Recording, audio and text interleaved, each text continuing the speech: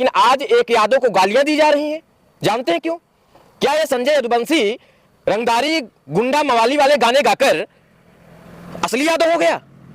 और जो समाज सेवा कर रहा है, जो सालों से माता की रसोई चला रहा हो, जो न जाने कितने यादव परिवार से लेकर कितनी जाति बिरादरी बिना देखे उसने समाज सेवा की, वो प्रदीप यादव आज यादव नहीं रह गया।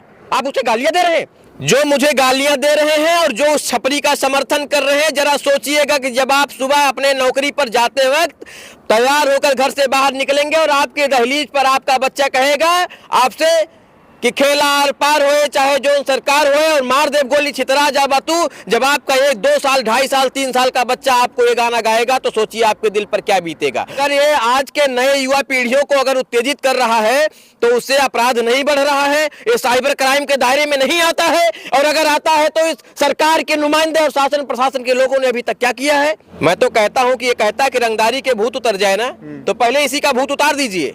जहां मिले पहले इसका भूत उतार दीजिए। उतारना इसका जरूरी है। संजय यदुवंशी कुछ मामले में बहुत अच्छा है, और अगर कोई भी व्यक्ति, केवल संजय यदुवंशी नहीं, कोई भी व्यक्ति अगर इस तरीके के रंगदारी जैसे गाने और हमारे आने वाली पीढ़ियों को और हमारे किशोरावस्था में जी रहे बच्चों को अगर कोई टारगेट कर रहा है ऐसे गाने बना करके, तो मुझे लगता है कि कठोरतम सजा और सुसंगत धाराओं में अभियोग पंजीकृत करते हुए ऐसे गानों पर बंदिशें लगा देना चाहिए। ने लिखा है कि सुन छपरीबाज, तेरे कलेजे में दम है तो खुले मंच पर डिबेट कर ले, अगर तेरी औकात तेरी हथेली में ना रख दिया तो पत्रकारिता छोड़ दूंगा। इतना बड़ा चैलेंज किसे? 100%। किसे?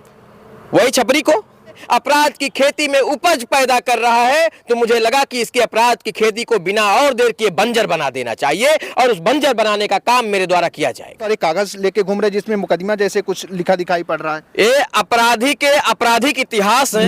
अवधी लोक गीतों से पहचान बनाने वाले संजय यादव इस समय सोशल मीडिया पे लेकर हंगामा मचा हुआ है उनकी कुछ पोस्ट को लेकर के, जिन्होंने उन्होंने सोशल मीडिया पर जो है एक पोस्ट लिखी है और आरोप लगाया है कि कुछ 200 मीडिया वाले उन्हें बदनाम कर रहे हैं और उन्हें हमेशा वो लोग बदनाम करते रहे हैं। हालांकि दूसरी ओर संजय यादव के कुछ गाने के बोल जो है सवालों के घेरे में हैं, जिनमें गोली मार दे छितरा जाबतू जैसे शब्दों को लेकर आलोचक यह आरोप लगा रहे हैं कि ऐसे गीत समाज में अपराध और हिंसा को बढ़ावा दे रहे हैं।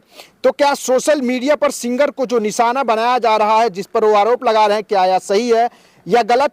इस पर हमारे साथ बातचीत करने के लिए आपको बता दें टाइम्स ऑफ यूपी के संपादक आलोक दुबे जी हैं। आलोक जी, बहुत बहुत स्वागत है आपका। अभी आपने जो है एक संजय यदुवंशी को लेकर जो एक विवाद छिड़ा हुआ था, जिस पर आपने प्रदीप यादव से बातचीत किया था, जो बड़े समाजसेवी हैं, कई जो है सालों से इस पर वो काम भी कर रहे हैं, समाज सेवा कर रहे हैं। बिल्कुल। उस पे इंटरव्यू में हमने देखा, कमेंट बॉक्स जब चेक किया, आपको भी भर भर की गालियां दी जा रही हैं, प्रदीप यादव को भी गालियां दी जा रही हैं। बिल्कुल, हाँ, ये बड़ा सवाल है और ये बहुत जेन्युइन मुद्दा है जिस पर आप बात करें, इसके लिए मैं बहुत शुक्रिया करता हूँ आपका। और आप बधाई के पात्र हैं। उत्तर प्रदेश में बहुत सारे ऐसे लोग हैं जो मीडिया का माइक लेकर घूम रहे हैं, लेकिन मुझे नहीं लगता है कि अभी तक किसी ऐसे सामाजिक मुद्दों पर उनका हौसला इतना बड़ा हो पाया कि वो बात कर सके। इसके लिए आप बधाई के पात्र हैं। वहीं आपने सवाल किया कि मैंने प्रदीप यदुवंशी का इंटरव्यू किया था और ऐसे लोगों का इंटरव्यू किया भी जाना चाहिए। वहीं संजय यदुवंशी जो है वो इस मामले में कहीं फीका पड़ता है मेरी नज़र में। तो संजय यदुवंशी भी यादव है और प्रदीप यदुवंशी भी यादव हैं, लेकिन आज एक यादव को गालियां दी जा रही हैं। जानते हैं क्यों? क्या ये संजय यदुवंशी रंगदारी गुंडा मवाली वाले गाने गाकर असली यादव हो गया? और जो समाज सेवा कर रहा है, जो सालों से माता की रसोई चला रहा हो, जो न जाने कितने यादव परिवार से लेकर कितनी जाति बिरादरी बिना देखे उसने समाज सेवा की, वो प्रदीप यादव आज यादव नहीं रह गया। आप उसे गालियां दे रहे हैं। मेरे तो कभी कभी ये समझ नहीं आता कि समाज आखिर चाहता क्या है, इस समाज के लोग आखिर देखते किस आईने से हैं। संजय यदुवंशी जो रंगदारी का गाना गाकर वायरल हुआ, तो जिसका विरोध हो रहा है तो उसकी वजह से उसका पक्ष लेते हुए गालियां दी जा रही हैं दूसरे यादव को जो समाजसेवी है। जी जी। तो मुझे इस वजह से लगा कि सच कहना बगावत है, तो हाँ मैं बागी हूं और वे बागी में बने रहना चाहता हूं। और किसी के माई के लाल में इतनी औकात नहीं है जो इस सच की आवाज को दबा ले। जी जी, बहुत अच्छी बात आपने कहा कि अगर जो समाज की इस तरीके से काम कर रहे हैं, समाज सेवी हैं, उनको इस तरीके से आलोचनाएं झेलनी पड़ रही है। खैर, आपको भी इसमें गालियां दी जा रही हैं। हाथ में क्या लिए हैं आप? बहुत सारे कागज लेके घूम रहे हैं जिसमें मुकदमा जैसे कुछ लिखा दिखाई पड़ रहा है। ये आपराधिक इतिहास है जी, जिसमें जिन धाराओं और जिन अपराधों का जिक्र संजय यदुवंशी अपने गाने में करता है, उन धाराओं से लगे हुए अपराधियों के ऐसे इतिहास है जो 49 पन्नों का है। ये भी मैं आपको दिखाऊंगा। जी जी। अभी संजय यादव इस समय आरोप लगा रहा है, मीडिया पर आरोप लगा रहा है कि 200 के लोग, लेकिन उन्हें उसका एक गाना है चापे यही कऊ जने का पीछे पड़ी है 112 हमारी जो पुलिस प्रशासन की है वो किस छप की है, उसी को लेकर वो गाने गा रहा है, चापे यही कऊ जने का। इस पर आप क्या कहेंगे? ये बहुत बड़ा सवाल है और बहुत शानदार सवाल आपका है। सोचने का विषय है कि हमारे पुलिस प्रशासन के लोग अपने निजी जीवन में सोशल मीडिया पर रील नहीं बना सकते हैं और उनकी चीजों को, संवैधानिक चीजों को, 112 एक ऐसी महत्वाकांक्षी योजना है भारत सरकार की, उत्तर प्रदेश सरकार की, जो ये इस बात को तय करती है कि अपराध पर हम अंकुश लगाएंगे। कम से कम समय में हमारे प्रदेश के आम लोगों को सुरक्षा मुहैया कराती है और ऐसे चीजों को अपराध से जोड़कर देखा जा रहा है। ऐसे चीजों को संजय यदुवंशी अपराध से जोड़ता है। मैं तो सवाल प्रदेश के शासन प्रशासन से करता हूं कि जब वर्दी पहने हुए लोग रील नहीं बना सकते हैं तो वर्दी पहने हुए लोग को इतनी आसानी से बदनाम कैसे कर सकता है? क्या शासन प्रशासन को इस बात पर शिकंजा नहीं कसना चाहिए था? 112 हमारे देश, आप जानते हैं ना कि पहले 100 नंबर हुआ करता था, फिर वर्तमान सरकार ने इसको 112 कर दिया। पूरे प्रदेश की राजनीति हुई थी उसमें, कोई ऐसा राजनेता नहीं बचा था जिसने 100 से 112 करने पर ढिढोरा ना पीटा और टीवी चैनलों पर बैठकर। और 112 को यही छुचेरा, यही छपरी, यही गायक बदनाम करता है, ये सस्ता स्टार बताता है खुद को, तो शासन प्रशासन की नींदें नहीं टूटती हैं। आप जो है 112 के पीछे पड़ रहे हैं। वो जो धाराएं आप दिखा रहे हैं 302 बिल्कुल काम करे थे सारा काला तोहरे यार पे चलत मुकदमा 302 वाला। आखिर क्या भावनाएं हैं इसी गाने जो आ रहे हैं इस पर? बिल्कुल इसको पता ही नहीं है। 302 की धारा जब जिस पर लगती है तो तुम्हारी आने वाली नस्लें भीख मांगने के कगार पर पहुंच जाती हैं। और अगर तुम्हें ना पता हो तो उत्तर प्रदेश के तमाम प्रशासनिक इतिहास में झांक कर देख लेना कि जिस पर 302 की धारा लगी हो उसकी आने वाली नस्लें निस्तनाबूद हो गई हैं। लेकिन दुर्भाग्य इस बात का है कि जब कभी 302 कोई करता था ना, जब कोई किसी की हत्या कर देता था, तो हमारा समाज, मतलब कानून जो दंड देता था वो देता था, लेकिन हमारा समाज एक दंड देता था। वो दंड ऐसा होता था जो अच्छा, मतलब कभी उसको पार ही नहीं कोई कर सकता था। उसके दरवाजे पर लोग खड़े नहीं होते थे, सामाजिक लोग पानी पीना बंद कर देते थे, लोग उससे राम जोहार पहलगी राधे राधे श्री कृष्णा करना बंद कर देते थे। आज ऐसे आपराधिक गानों को गा करके अपराध को बढ़ावा देने वाला ये सस्ता छपरी, ये 302 जिस पर लगता है वो बेल करवा करके लौट कर आता है और इसके बाद माला पहनता है और माला पहन करके 15-20 गाड़ियां लेकर काफिला बनाकर चलता है। समाज कहां जा रहा है? अगर आज मैं इस बात का विरोध कर रहा हूं तो मेरे कमेंट बॉक्स में आकर गालियां दे रहे हो। बिल्कुल, जिसे आप छपरी कह रहे हैं, अभी प्रदीप यादव ने छपरी कह दिया है, उन्हें बहुत सारी गालियां मिल रही है, आपको भी गालियां मिलने वाली हैं इस पर। तो उन्होंने सच कह दिया ना, आप नहीं जानते हैं छपरी कौन है ये लोग? छपरी वही है जो छपरियों का बादशाह है, वही छपरी है जो हर जगह रंगदारी के गाने गाता है, वो अपराध को बढ़ावा दे रहा। मैं तो कह रहा हूं कि ऐसे लोगों पर अंकुश लगाइए। बाबा जी, योगी आदित्यनाथ की सरकार अगले चौराहे पर यमराज का दम भरती है और कहती है कि या तो अपराधी छोड़कर चले गए, या तो अपराधी जेल में है, या तो बाबा की पुलिस ने ठाए ठाए कर दिया। तो ये अपराध को नहीं बढ़ावा दे रहा है, इसका ठाए ठाए कब किया जाएगा? टाए टाए फुस तो नहीं हो जा रही है सरकार इस मामले पर? गाने जो अश्लील गाए जा रहे हैं, जैसे अभी एक गाना आया है, खेला आर पार होए चाहे जौन सरकार होए, निकले एक 47 चांदी के तलवार होए, सीधा उसमें ठाए ठाए वाली बात कही जा रही है। बिल्कुल, ये जो प्रतिबंधित है, जो बैन है भारत में, कोई आम नागरिक नहीं रख सकता है, उसका अपने गाने में प्रयोग क्या कोई कर सकता है? AK-47 एक ऐसी बंदूक है, जब हमारे देश की आर्मी के हाथों में होती है तो हमारी सीमाएं सुरक्षित होती हैं, हम आवाम उससे सुरक्षित होते हैं। और AK-47 की बंदूक से अपराध करने की बात कर रहा है, ये रंगदारी को नहीं बढ़ावा दे रहा है तो क्या कर रहा है? मैं आपसे सवाल कर रहा हूं, मैं शासन प्रशासन से सवाल कर रहा हूं, योगी आदित्यनाथ से सरकार कर रहा हूं, इस बीजेपी सरकार से सवाल कर रहा हूं, विपक्ष के नेताओं से सवाल कर रहा हूं। अगर तुम्हारे कलेजे में दम है सच बोलने की तो आप बताइए कि जिस तरीके से कहता है कि चाहे जो सरकार हो, खेला आर पार हो, AK-47 और AK-47 चांदी की तलवार हो, सोचने का विषय है। योगी आदित्यनाथ की सरकार की क्या आंखें बंद हो गई हैं? क्या इस सड़क छाप छपरी पर अंकुश नहीं लगाया जा सकता है? सीधा सरेआम उत्तर प्रदेश सरकार को बदनाम करने की नीति से गाना नहीं गाया गया है? क्या इस योगी आदित्यनाथ की सरकार को बदनाम नहीं कर रहा है?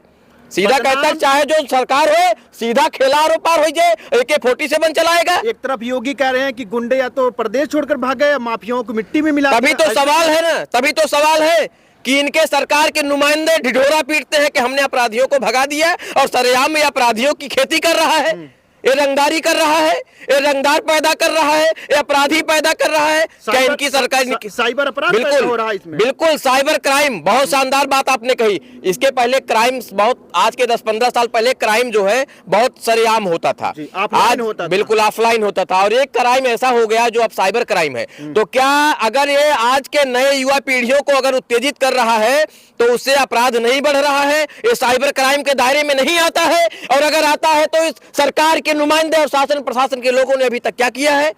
सवाल है कि नहीं है? मैं इस बात पर कहां गलत हूं?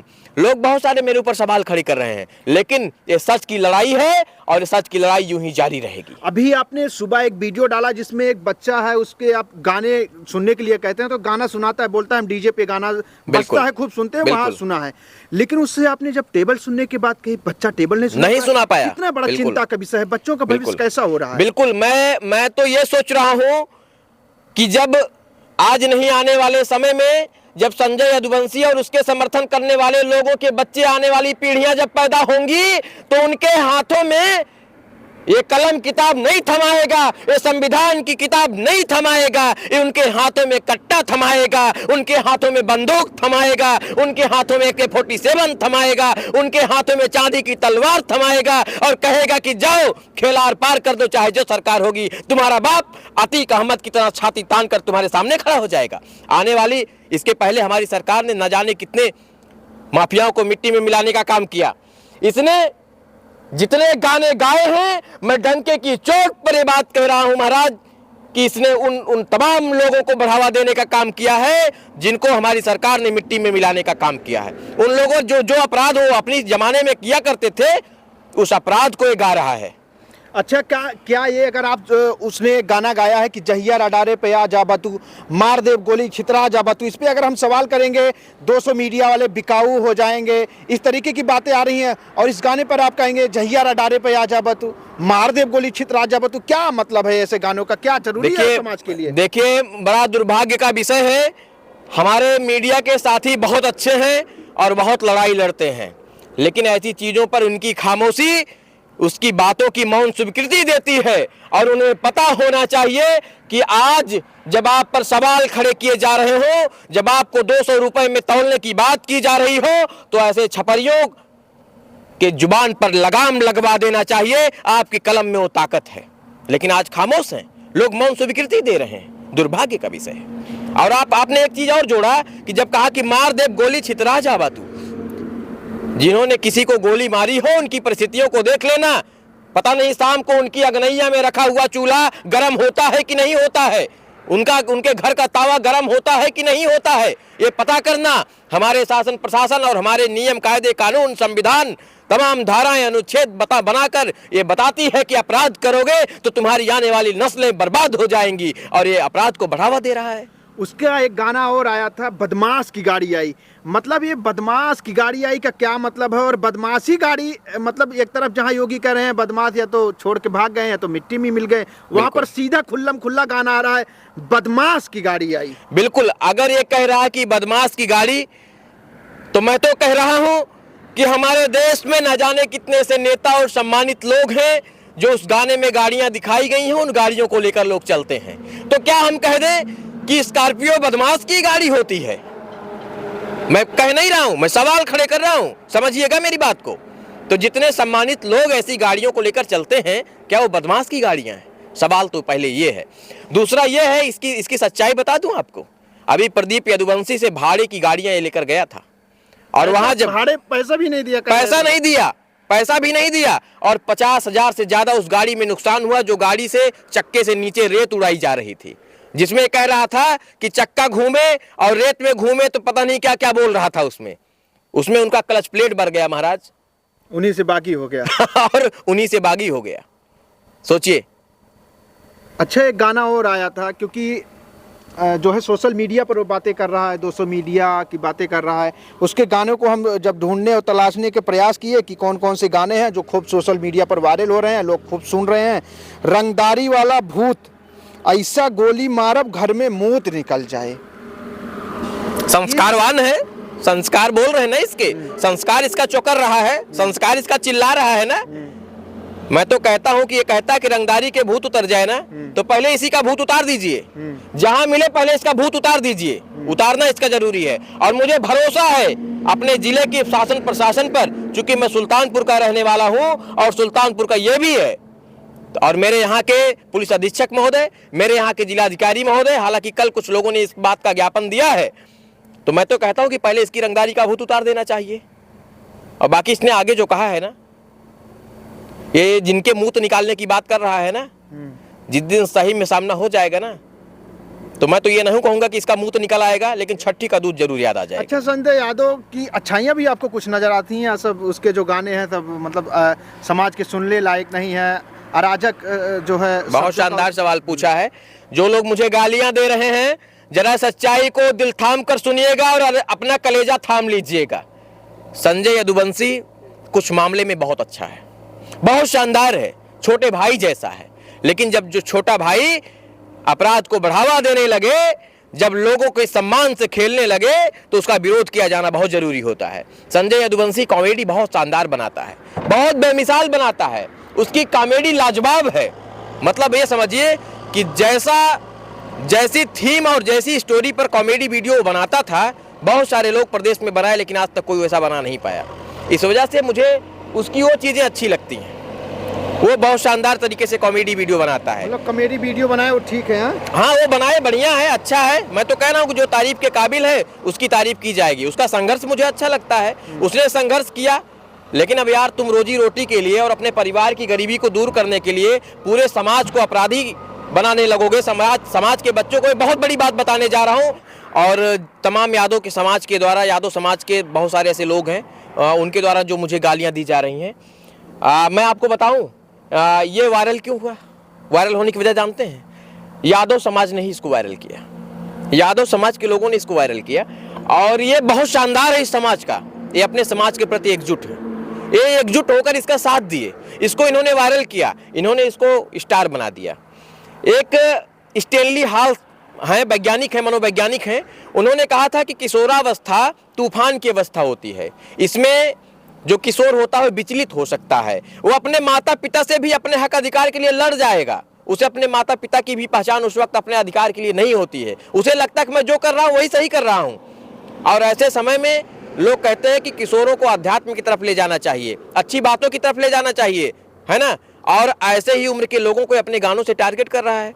आज के समय में मैं आपको बहुत बड़ी बात बताने जा रहा हूं कि हमारे प्रदेश में तमाम थाने और चौकी में आए दिन नवयुवकों की चालान आर्म्स एक्ट के तहत हो रहे हैं, कट्टा बारूद बंदूक लिए और कारतूस लिए गिरफ्तार किए जा रहे हैं।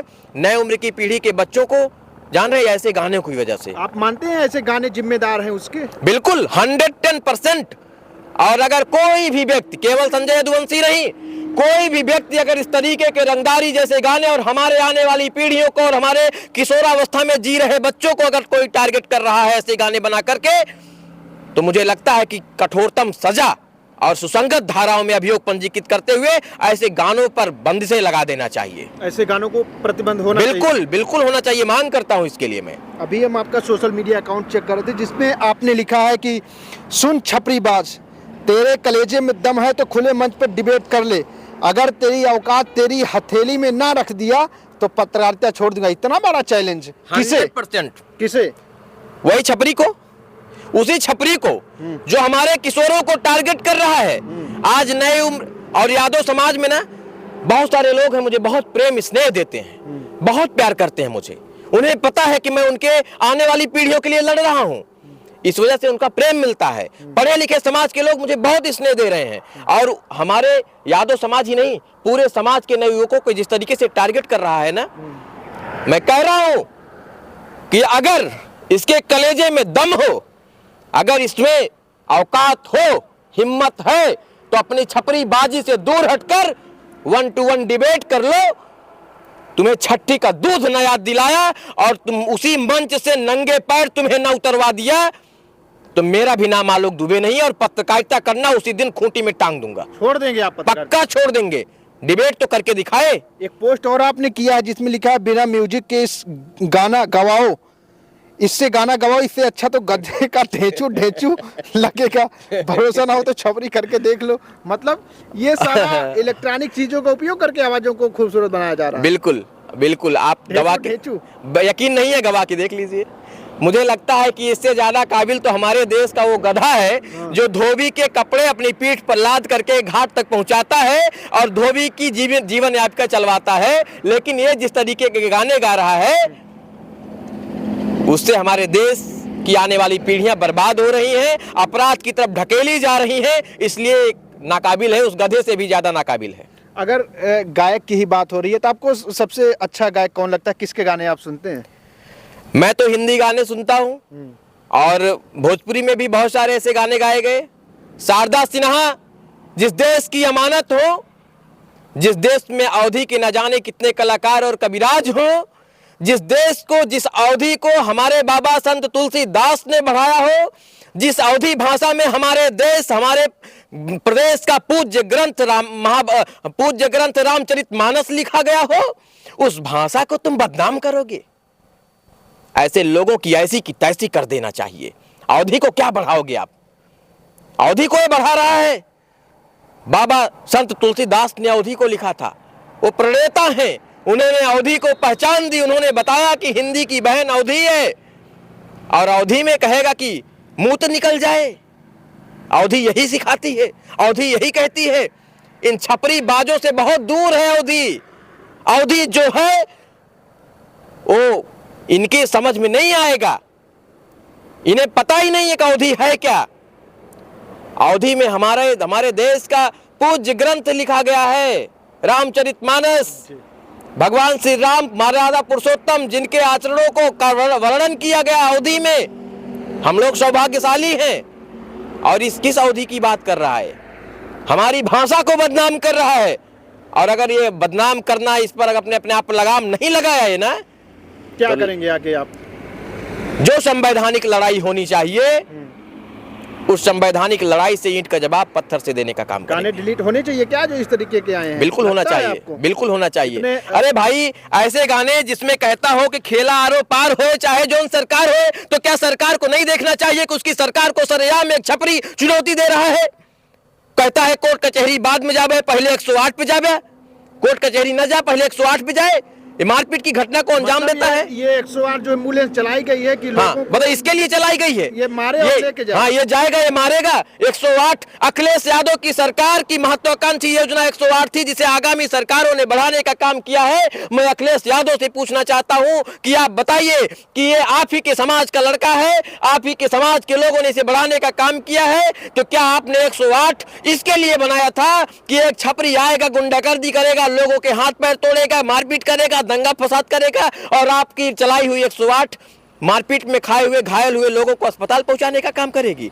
108 जो एम्बुलेंस है, घायलों को सही समय पर सही इलाज मुहैया कराने का काम करती है, तो क्या इसके दंगा फसाद में घायल और मारपीटों को ढोने का काम करेगी? जी जी, बताएंगे अखिलेश यादव जी, बताएं इनके समाज के लोग। अगर मेरे तर्क में कहीं गड़बड़ी हो तो सुधार करें, लेकिन जानते हैं ये तर्क इन लोगों की समझ से परे है। गालियां देंगे या कि गोबर करेंगे इन बात? हाँ, एक बहुत बड़ी चीज है। गालियां मुझे जानते हैं क्यों दे रहे हैं लोग, और कौन लोग दे रहे हैं, बड़ा सवाल है। मैं पत्रकारिता करता हूं, मैंने समाज की आवाज को उठाने का काम किया है। और जब कोई मैंने कल इसके लिए एक चोट्टा शब्द का प्रयोग किया था। क्या चोट्टा? चोट्टा कोई गाली नहीं थी। इसने गाना विजय राज का चुराया, जो पहला गाना यूपी बदनाम इसने गाया। हालांकि विजय राज का ये गाना, इस बात से मैं ताल्लुकात नहीं रखता हूं। हमारा यूपी बदनाम नहीं हो सकता है। हमारे यूपी में ताजमहल है, जो 7 आश्चर्यों में शुमार है। हमारे यूपी का मुख्यमंत्री योगी आदित्यनाथ सरकार है, हमारे यूपी के पूर्व मुख्यमंत्री अखिलेश यादव हैं, हमारे यूपी उत्तर प्रदेश में न जाने कितने धरोहर हैं। तुम यूपी को बदनाम करोगे? मैं इस बात से ताल्लुकात नहीं रखता हूं, लेकिन इस गाने को गाकर विजय राज के गाने को अपना बताया, ये वायरल हुआ। जब कल मैंने इसके लिए चोट्टा शब्द लिखा तो 1 मिनट के अंदर मेरे पास दर्जनों फोन आए। और जानते कैसे फोन आए? फोन ऐसे आए, कोई डॉक्टर था, कोई अधिकारी है, कोई कर्मचारी है, कोई समाज सेवी है, कोई राजनेता है, और फोन करके हमसे कहा कि आलोक आप ये क्या लिख रहे हैं, टाइम्स ऑफ यूपी चैनल पर आप क्या दिखा रहे हैं, आप चोट्टा लिखेंगे? आपकी यही मान मर्यादा रह गई है, आप चोट्टा जैसे शब्दों का प्रयोग करेंगे। हमको लगा कि यार मैंने इतनी कौन सी बड़ी गलती कर दी, मैंने तो सही लिखा है, भाई इसने चोरी किया, मैंने चोट्टा लिखा। उन्होंने कहा कि उन तमाम लोगों ने यही कहा कि हम लोग आपको देखते हैं, पढ़ा लिखा समाज, एक बड़ा तबका जो समाज की सेवा में लगा हुआ है, जो शासन प्रशासन में बैठे हुए लोग हैं, जो राजनीति में अच्छे राजनेता हैं, वो लोग हमें देखते हैं और हम आपको देखते हैं, इसलिए आप इस शब्द को हटा दीजिए। मजबूरन मुझे हटाना पड़ा। फिर मैंने उसका एक पोस्ट डाला और मैंने लिखा, और मुझे गर्व महसूस हुआ कि ऐसे देश के लोग, ऐसे देश के धरोहर, जो कहीं चिकित्सा के क्षेत्र में तो कहीं नेता राजनीति के क्षेत्र में, अलग अलग क्षेत्रों से जो धरोहर है हमारे देश के, उन लोगों ने फोन करके कहा कि हम आपको देखते हैं, हम चोट्टा जैसे शब्द आपसे इस्तेमाल करने की हम नहीं सोचते कि आप चोट्टा जैसे शब्द का इस्तेमाल करेंगे। कुछ लोग गफलत में रहते हैं कि वायरल होने के लिए ऐसा करते हैं, और आप पहले ही पॉपुलर हैं और कल सम्मानित भी हुए थे आप। बिल्कुल बिल्कुल, अभी तो मैं वो वीडियो भी नहीं डाल पाया हूँ, और कल इसीलिए हमारे जिले में, हमारे देश में, हमारे प्रदेश में, हमारे जिले के तमाम ऐसे पत्रकार बंधु हैं जिनका सम्मान कल मुझे मिला है। इकलौता व्यक्ति हूँ मैं, सच दिखाने वाला, सच दिखाने का इकलौता सम्मान मुझे मिला, और ये सम्मान मेरे जिले के तमाम पत्रकार बंधुओं का है। ये मेरा नहीं है केवल, मेरे साथ उनका भी है। तो क्या मुझे वायरल करने की बात करेंगे? मैं क्या हूं ये बताएं। अच्छा एक चीज और, ये दोस्तों कह रहे हैं कि ऐसी कंट्रोवर्सी पैदा करके आलोक दुबे वायरल होना चाहते हैं, फेम लेना चाहते हैं, पहचान बनाना चाहते हैं। लोग कहते हैं कि जब लोहा गर्म हो तो हथौड़ा मार ही दीजिए। ये फेम की बात नहीं है। जब किसी मुद्दे पर देश में चर्चाएं हो रही हो तो चर्चा आगे बढ़ा देना चाहिए, ये बहुत वाजिब हो जाता है। इसको आप अन्यथा मत सोचिएगा। जब हमारे देश में कोरोना आया तो ही तो वैक्सीन बनाई गई ना, कि उसके पहले ही वैक्सीन बन रही थी जी। तो आवश्यकता आविष्कारों की जननी है।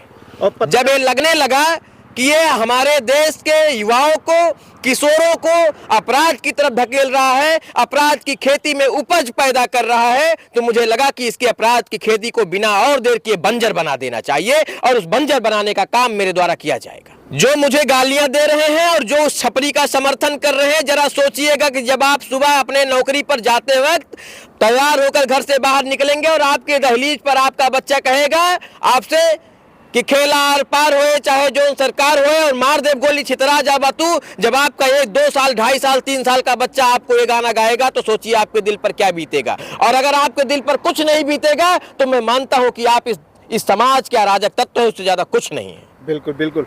एक सवाल और हम आपसे लेना चाहेंगे कि जो इस तरीके के गाने बनाए जा रहे हैं, इस पे अगर मुख्यमंत्री योगी आदित्यनाथ से आप क्या कहेंगे? इस वीडियो को देखते हैं, कैसी कार्रवाई जो है रंगदारी गाने वाले गायकों के ऊपर होनी चाहिए? हमारे सूबे के मुख्यमंत्री योगी आदित्यनाथ की सरकार और सूबे के मुख्यमंत्री ये कहते हैं कि अगर कोई अपराध करेगा तो अगले चौराहे पर उसे यमराज मिलेगा। अगर या तो अपराधी जेल में है, या प्रदेश छोड़कर भाग गए, या उन्हें यमराज के पास पहुंचा दिया गया। ऐसे समय में जब हमारे योगी आदित्यनाथ की सरकार हो और उसमें अपराध की खेती की जा रही हो, अपराध को बढ़ावा दिया जा रहा हो, जब किशोरों को अपराध की तरफ धकेला जा रहा हो, जो हमारे देश के वैज्ञानिक ने कहा था कि ये तूफान की अवस्था होती है, किशोरों को बचाइए, किशोरों को सहेजिए, ये आने वाले समय में आपके देश का भविष्य है। और अगर आज हमारे देश के भविष्य को कोई टारगेट करके अपराधी बनाने का काम करेगा, उत्तेजित करने का काम करेगा, मुकदमे में फंसवाने का काम करेगा, तो ऐसे लोगों पर हमारे प्रदेश के मुखिया